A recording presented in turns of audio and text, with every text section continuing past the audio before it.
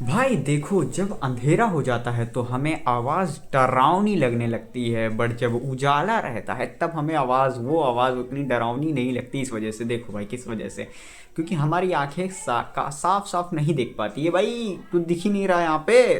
तो इसी वजह से, एंड जब हमारी आंखें साफ साफ देख पाती है कि हाँ भाई साफ साफ दिख रहा है, कोई उतनी डरने की बात नहीं है। बाकी देखो, जिनको डर लगता है वो तो दिन में भी डर जाते हैं, एंड जिनको डर नहीं लगता है वो तो रात में भी चलते रहते हैं मस्त। डर नहीं लगता है, एंड तुम सब्सक्राइब कर लो अगर तुम्हें डर नहीं लगता है, एंड फॉलो भी जल्दी से कर लो ही।